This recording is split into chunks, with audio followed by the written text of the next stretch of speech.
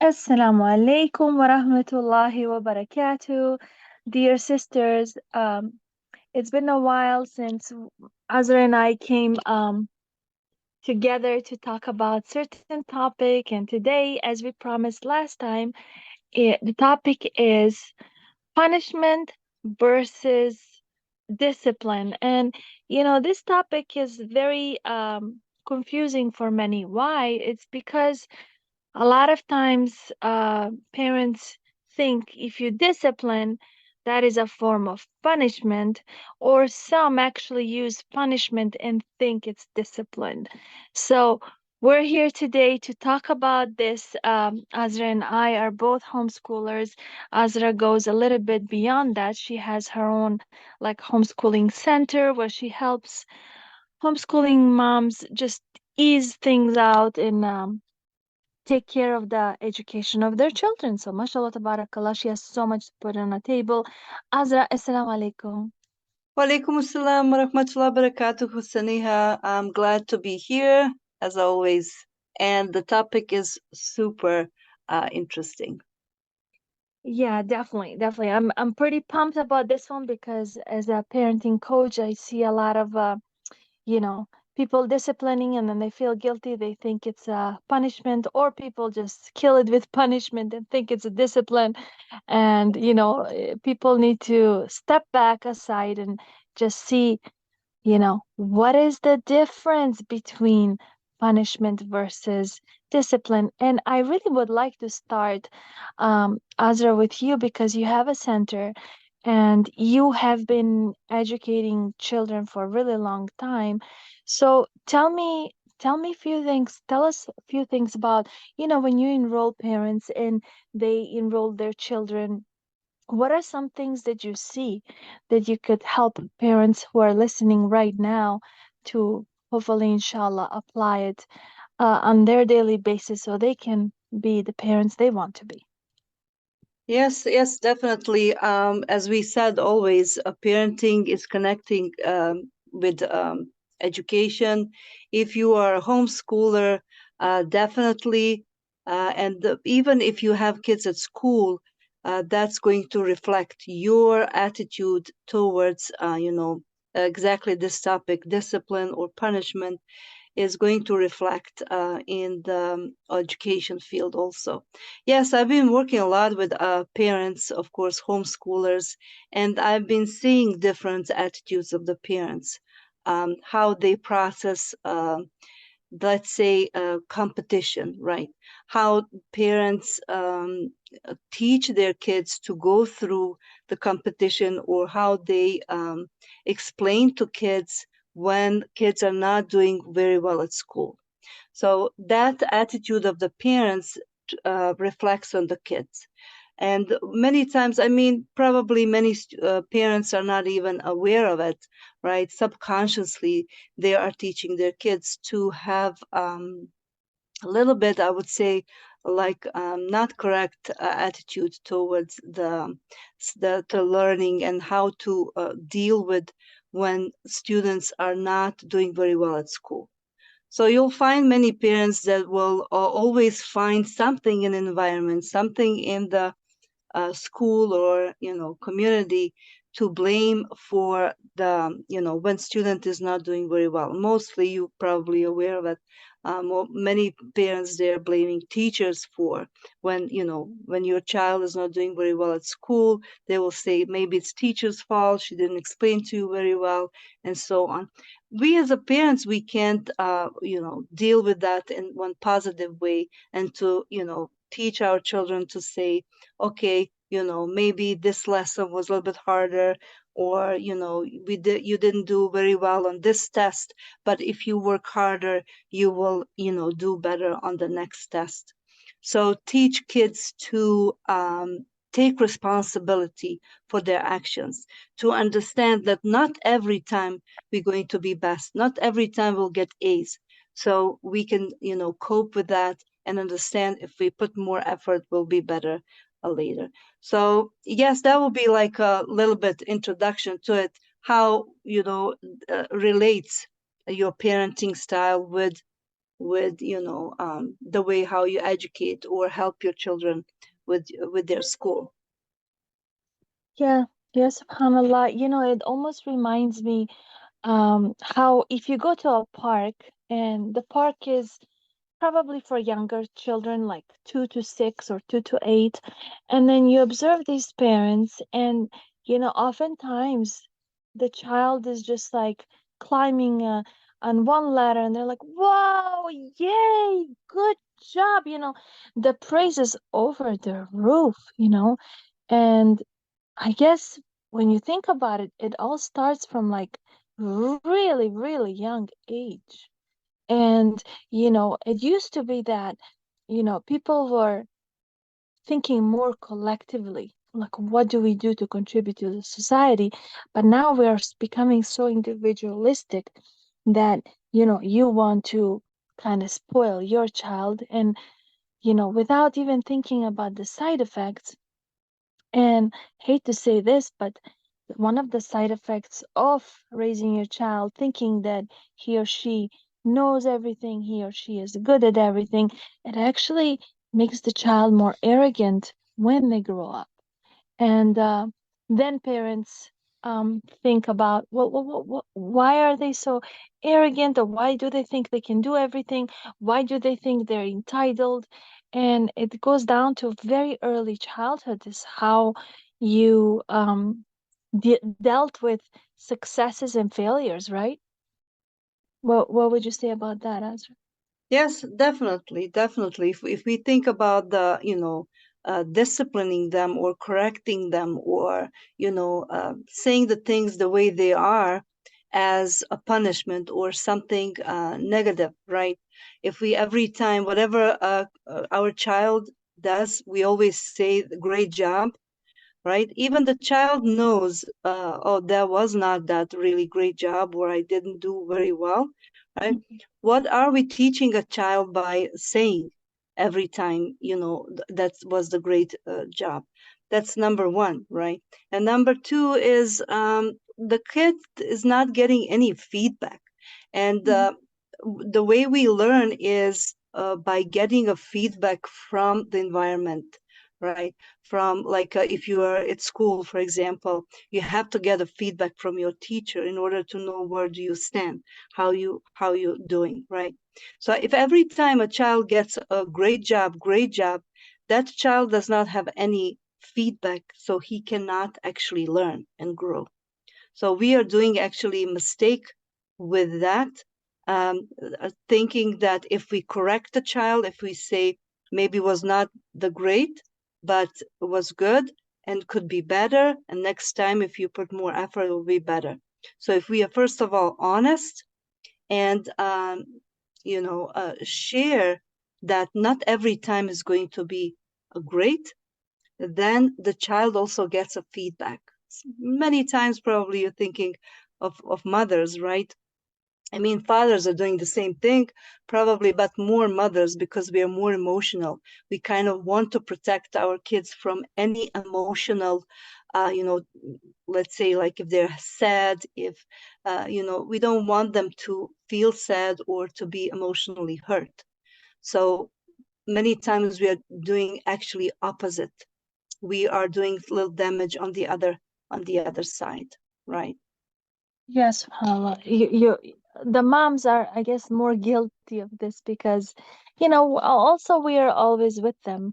The dads are a bit more harsh, and sometimes, a lot of moms can agree to this. We think, oh, the dads are a bit harsh, but subhanallah, it's a barakah. It's a barakah that we have that harshness a bit in a family because we are so gentle with our kids, but that gentle can hunt us in the back if we overuse it, if we don't think rationally about it, because we can raise entitled children who are not going to flourish one day. It's not about raising a doctor. It's not about raising a child that's going to make a lot of money.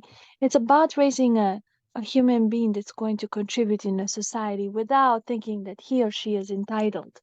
So, the whole The whole reason of us even becoming a mom is to take care of and nourish this amana. And how do we do that? You know, it's really something we should think about. How do we raise these children so they can actually contribute to society, so that they can learn the tools to actually implement and teach their own children to continue doing so. And when it comes to discipline, disciplining your children, it's often very important to think about as a mother, because we're talking to moms mainly, to think about as a mother, what kind of parent am I? And really reflect on that. You know, what kind of person am I? Like, do I have any baggages that sometimes I just spill it on my child? Do I have some baggages that now I don't want my child to go through what I went through? And that actually can be a punishment to your child as well. Because sometimes parents, they go through harsh life, or they went through harsh life as a child, and now they have their own children. They're like, no way, my child is not gonna suffer the way I did. Well, nobody is saying that your child shouldn't suffer. Nobody is saying that. However, be careful how far you go with that. Now, if you were hungry as a child, you were in a war zone, yes, of course, you should make sure your child has food, for sure. But be careful how far you go with that. Are you gonna buy them all kinds of new electronics, all kinds of new PCs, phones at age 6? Um, well, you didn't have a phone until you were 18 or 20, and now your child has a phone and iPad and all kinds of gadgets at age 16, 6. Now, that is actually a punishment to you and your child, and one day you will know that. So it's just like, sit back and think about, what kind of person am I? And even more so, what kind of parent am I? Am I raising a human that's going to contribute in a society? Or am I raising, for please forgive me for saying this, a spoiled brat that's entitled? And subhanallah, Allah is going to ask us about this. You know, what did we do? You know, so all listening to this podcast, you have no excuse. SubhanAllah, we have no excuse nowadays with all the information and everything. We know better. We know our children should not have a phone at age 6, perhaps even later, much later. So set up goals for this next 30 days. Think about, what kind of person are you and what kind of parent are you? What are some things you want to change about yourself and about your parenting style? And focus on discipline instead of, punishing your child. And really know the difference between punishment and discipline. They're very different. Their end goal is different. Punishment is more like you want to be the boss, okay? And your child just got the point that you're the boss. But think about it, sister. How long can you prove to your child that you're the boss? I guarantee you it's maybe till 16, 17, 18, and your bossiness will vanish and you'll get no respect at that time. Or do you want to enforce discipline where your child actually does things because he or she respects you, loves you, and actually knows that you know better? And you take a really gentle approach. You don't have to take a harsh approach when it comes to discipline. Gentle approach, and get that relationship going with your child. And then teaching moment.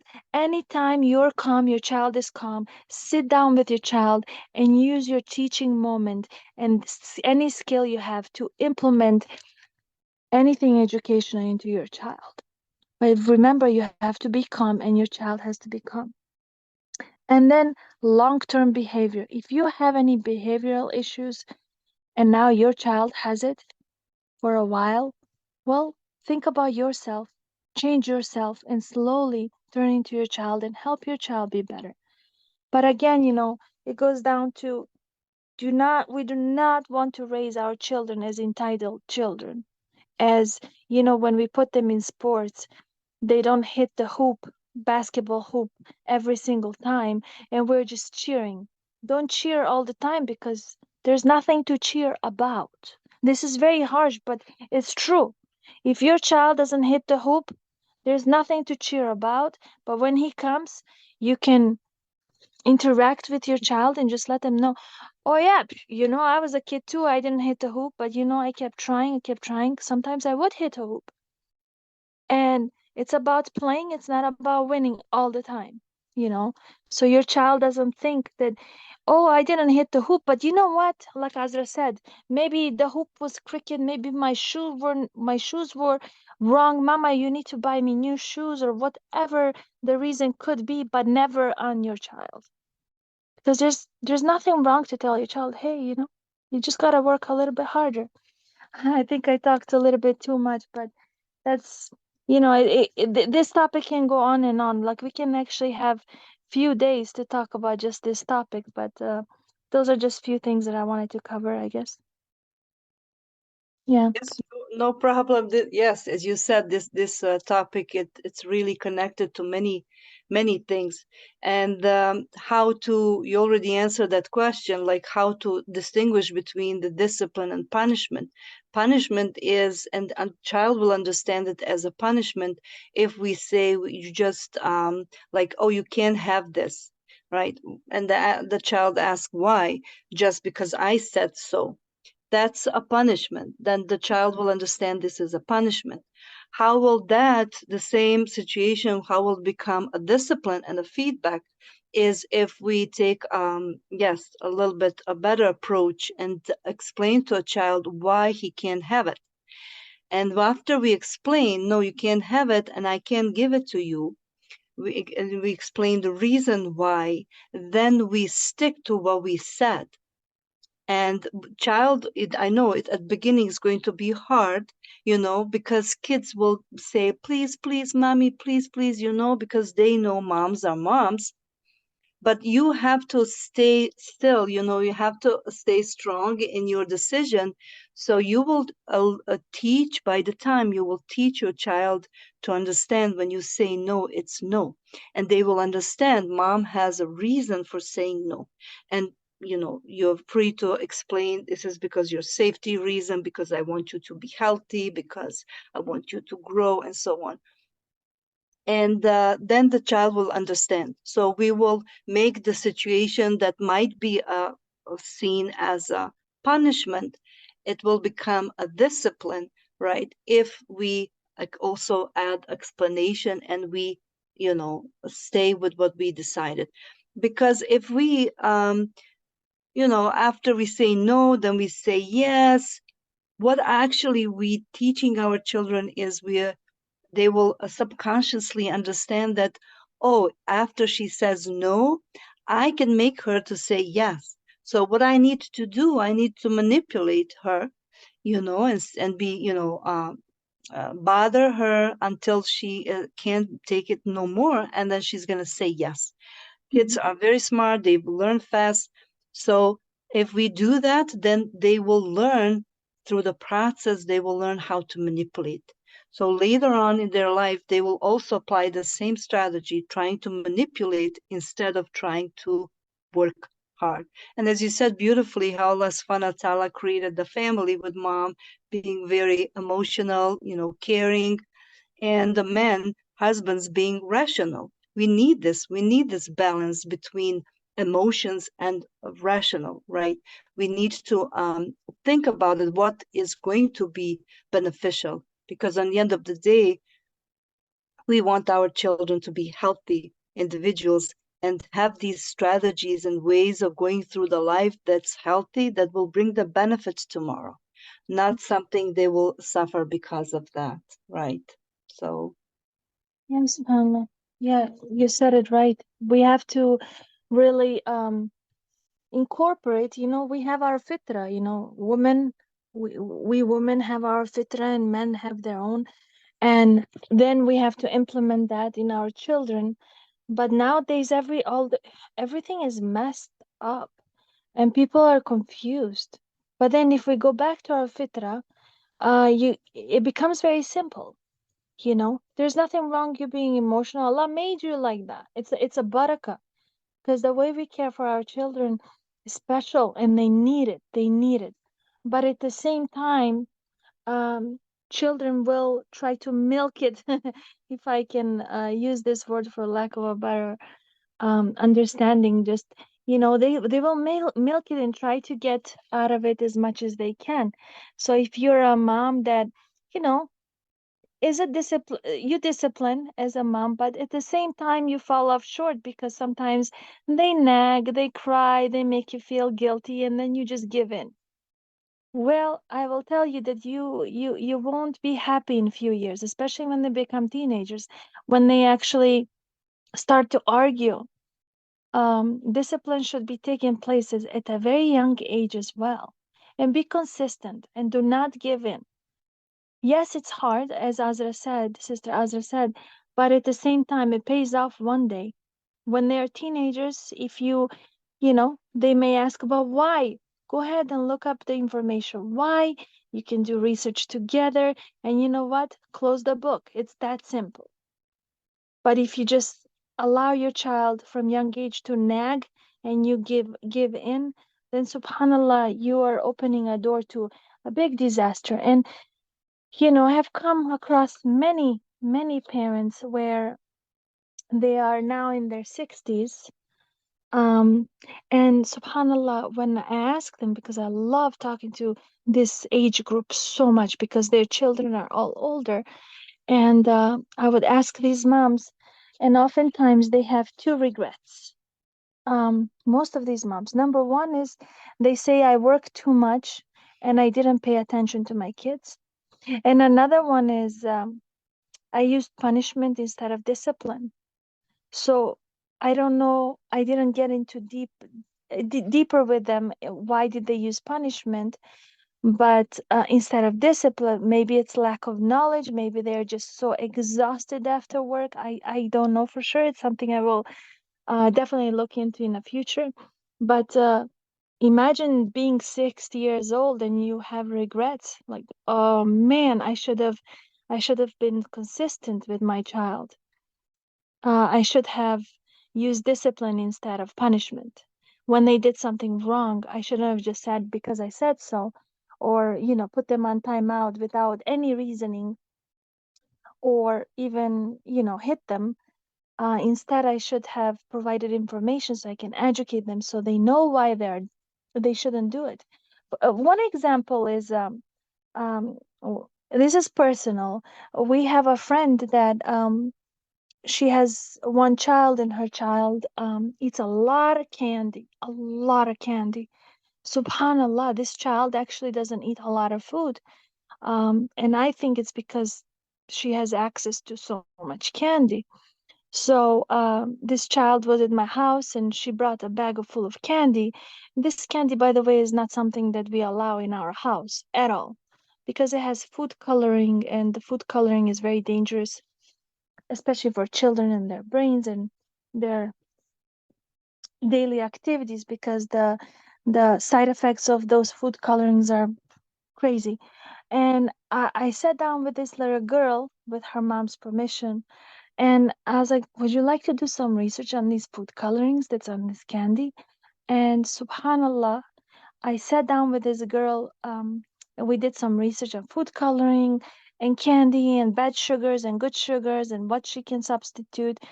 And I am telling you, she went home and she tossed the candy. And not just that, she told her mom she doesn't want to eat it anymore because the side effects, some of the side effects were even like, you know, decreases the reproduction in women. So she's like, "Oh no, that means I'm not gonna have." She's only 8, but 8 or 9. But she's like, "Oh no, I'm not gonna have babies." I said, "Yeah, this could be. It's not a fact, but it could be." So just by doing this research within 20, 30 minutes, she changed her mind and she decreased eating candy. So instead, like, she includes fruits. So you can like choose to punish this person and just tell her no candy, that's it, and then whining and crying and not understanding, and then you might give in. Or you educate and they choose not to do it. Well, you know, you make them think.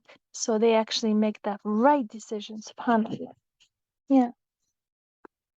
Mashallah, that's a great story, really, mashallah, great example of how, sometimes we just you know think that children will not understand us, you know. But look what you were able to, achieve just by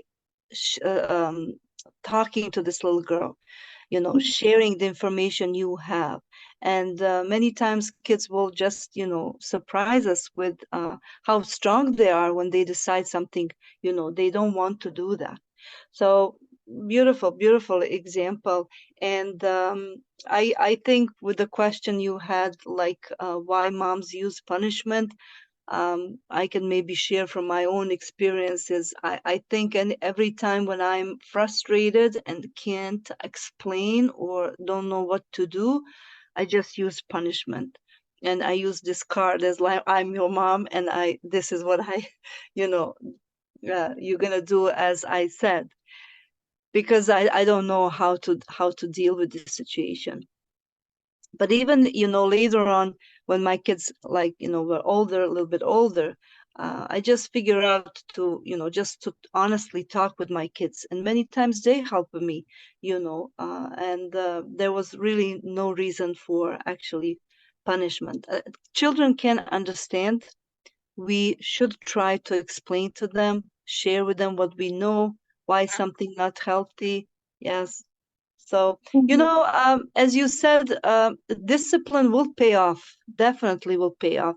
There's one research, very interesting research. They started in 1964, and they followed a very large number of kids for 20 years. And they were researching on which factors can tell the best about the success of children in the future in terms of their health, wealth, happiness. And they were researching on is that factor openness to new ideas. Will grades at school tell their success later on? Maybe emotional stability, maybe their friendliness or self-control and discipline. And after 20 years, um, they showed that the most important factor that tells pretty well the success of children in the future in terms of health, wealth, and happiness is actually self-control and discipline. If So, kids, subhanallah, yes, if they learn this early, this is going to be the best what they can learn and help them in the future, in general in life. So amazing. It will pay off. Definitely will pay off.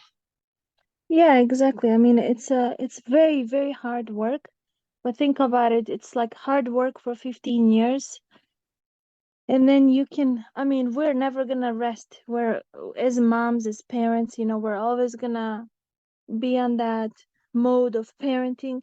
But at least it's gonna feel better because the kids can fly and they don't need us to hold their hands. And, that itself will put so much tranquility in a parents when they see their child 20 and 30 and they're independent versus nowadays you look at the youth 20 and 30 and a lot of them are not okay at all mentally, physically. They are probably sitting down and playing games all day. A lot of the 20 and 30-year-olds, they're just not picking up. They're not picking up. So, subhanAllah, may Allah subhanahu wa ta'ala make it easy for all of us to parent um, in a way that Allah subhanahu wa ta'ala is happy with us, in a way that our children can one day contribute to the society and not take, but instead give, inshallah. And, put tranquility in our eyes. Because all we want as parents is to see our children fly and develop those wings. So may Allah subhanahu wa ta'ala make it easy for us to parent in the way that Allah wills. Ameen Ya Rab. Thank you, Sister Azra. This was amazing. It's a good topic. Like I said, we can go for a long time, with this one, but we like to keep it short, on point. Anybody who got to listen to this, let us know down in the comments. Did you like it? Did you resonate with it? What didn't you like? And what would you like us to talk about next? If you have any topics in mind, inshallah. Mhm. So, a great Yeah. episode as usual, and I think the best way to finish is with the dua. As you said, we pray to Allah, so we raise our children, so Allah subhanahu wa ta'ala is pleased with us as a parents and our children, inshallah. And thank you, Saniha. Mhm. And Thank you so much. And thank you to the listeners. Inshallah, let's get together again really soon. Next topic would be an interesting topic, which is how to raise boys and girls. awesome. And I think this topic will be good because, they're different creatures. And, you know, how do we raise boys in a healthy manner so that they can become men and follow their fitra? Actually, not necessarily follow because we're born in our fitra, but instead I would say how they can how would I word how they can live upon their fitra, and also girls how they can, because right now we're going through some crisis where masculinity is down, femininity is down. So how do we raise these strong women, inshallah, one day, and strong men as parents? So until next time, inshallah, assalamu alaikum wa rahmatullahi wa barakatuh. Wa alaikum assalam wa rahmatullahi wa barakatuhu.